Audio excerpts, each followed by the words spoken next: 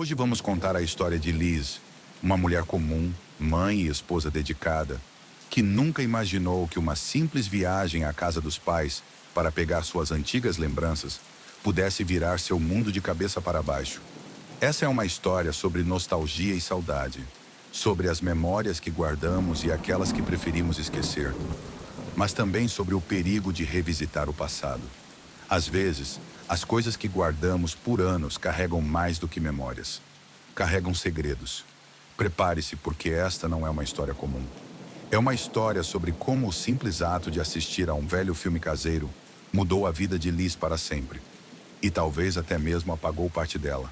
Então, se acomode e ouça com atenção. Porque a partir de agora, você também vai querer pensar duas vezes antes de dar o play em um vídeo antigo. Foi durante o feriado de 4 de julho, quando toda a minha família se reuniu na casa dos meus pais. Aquele reencontro foi especial, uma chance de estarmos todos juntos novamente. Minha mãe, casualmente, me pediu um favor. Ela e meu pai estavam reformando o porão e precisavam que eu levasse o que restava das minhas coisas. Agora, aos 39 anos, fazia muito tempo que eu não morava ali, mas ainda havia alguns objetos da minha infância. Eram coisas que guardei apenas pelo valor sentimental.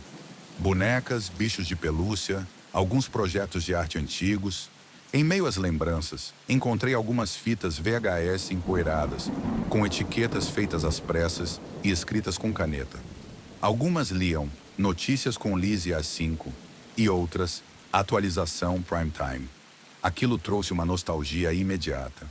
Quando éramos crianças, minhas irmãs, Nath e Steph, e eu, adorávamos fazer vídeos caseiros. Um dos nossos passatempos favoritos era criar falsos programas de notícias. Eu fazia a âncora e cortava para diferentes reportagens, como se cobríssemos eventos importantes, entrevistas hilárias com os adultos da casa ou histórias inventadas com nossos brinquedos. Era sempre uma mistura de humor, imaginação e, às vezes, até temas sombrios. Aquilo parecia perfeito para mostrar aos meus filhos e à minha sobrinha, Bigsy, que estava passando a noite lá em casa. Então descemos para o porão, onde ainda tínhamos um velho tocador de VHS conectado ao televisor. Coloquei a fita e, após alguns ajustes, lá estava minha versão de 8 anos. Sentada numa mesinha de plástico azul e amarelo, segurando um lápis e um caderno, com óculos grandes demais para o meu rosto pequeno. Eu parecia estar tentando ser uma jornalista muito séria, a âncora de um programa que, aos meus olhos de criança, era incrivelmente importante. Meu marido, sempre sarcástico, riu e disse: "Uau, tão emocionante! Acho melhor ir fazer pipoca." E subiu as escadas. Não perdeu a oportunidade de brincar. Vejam só, crianças, a cabeça da mamãe era enorme desde pequena. Os meninos riram e eu aproveitei a chance para ver mais um pouco daquela fase. O primeiro segmento era sobre uma mágica, a incrível Steph tentando serrar Nat ao meio dentro de uma caixa de papelão com uma serra de brinquedo. Minha irmã mais nova, Nat, usava sua camiseta favorita do Discovery Channel, que ela nunca cresceu o suficiente para encher. Mas logo algo me incomodou. Olhando mais de perto, percebi que as pernas que apareciam na caixa não pareciam dela. Eu sabia que brincávamos com amigos, mas não me lembrava de ninguém em específico naquele dia. E o mais perturbador, essas pernas estavam dobradas de um jeito estranho, num ângulo que parecia errado. A cor também parecia um pouco acinzentada. Tentei racionalizar. Talvez fosse só a qualidade ruim da imagem ou alguma coisa com a fita antiga. Mas aquilo me deixou com uma sensação incômoda que não conseguia explicar. Mais tarde, quando as crianças foram dormir, fiquei com vontade de ver mais da fita, agora sozinha. E enquanto o som da TV enchia o silêncio do porão, o tom dos vídeos parecia mudar. No meio de uma das reportagens que estava assistindo, a versão de 8 anos de mim mesma anunciou uma notícia urgente. A notícia cobria o trágico acidente de uma menina desaparecida.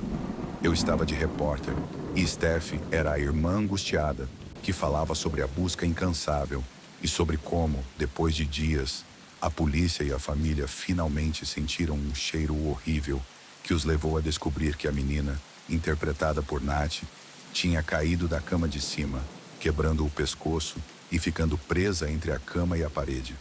E lá estava ela, deitada, imitando uma morta, numa posição grotesca e distorcida. Aquilo, aquilo realmente me chocou. Não era o tipo de vídeo que costumávamos fazer. Eu lembrava vagamente de algumas de nossas encenações, mas esse parecia tão estranho e fora de lugar. Parecia sombrio, um peso que não fazia sentido. No dia seguinte, fui até o quarto das crianças ver o que queriam no café da manhã. Falei alto: "Bom dia! Onde está a Bigsy?" Foi então que minha filha mais nova levantou o dinossauro de pelúcia cor-de-rosa, dizendo: "Aqui está a Bigsy."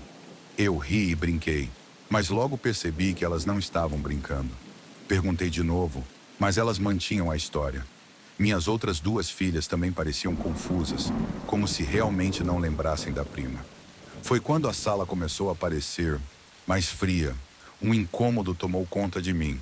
Perguntei mais uma vez, mas elas só responderam: "É o dinossauro, mãe."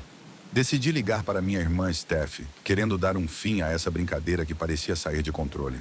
Quando expliquei a situação, ela ficou quieta. Disse: "Claro, claro que eu lembro da Bigsy." Suspirei de alívio, até que mencionei a Net. O tom dela mudou completamente. "Não brinque com isso, Liz," ela disse friamente. "Nunca mais diga isso de novo." Aquilo só fez a confusão crescer. Com Steph encerrando a ligação, fui até meu marido e comecei a explicar. Mas ele me olhou com uma seriedade que eu não esperava. "Como você pode brincar com a sua irmã, que morreu quando era criança? Isso é sério demais, mesmo para você." Eu insisti. Tentei explicar que Bigsy era real, que Net estava ali, que ela passou a noite aqui com as meninas. Mas ele apenas me encarava como se eu estivesse falando absurdos. "Sua irmã Net morreu quando vocês eram pequenas, Liz. Desde então, parece que tudo que eu sabia sobre Bigsy, sobre Net, desapareceu." Perguntei a todos, revi as fitas, mas agora tudo o que vejo são lembranças desconexas, distorcidas. Ninguém mais lembra de Net ou de Bigsy, além de como o dinossauro de pelúcia. E eu não tenho como provar nada do que aconteceu. Restam apenas as fitas. Mas eu não sei até que ponto minhas memórias são reais, ou se algum dia foram. Então agora eu sei que há coisas que deveriam permanecer no passado. Memórias que talvez não devêssemos revisitar. Às vezes, o que esquecemos pode ser uma proteção, algo para nos manter seguros. Então, se um dia você encontrar uma velha fita VHS cheia de poeira, uma caixa de lembranças que deveria ter ficado lá para sempre, pense duas vezes antes de apertar o play. Talvez seja melhor deixar certas lembranças no escuro.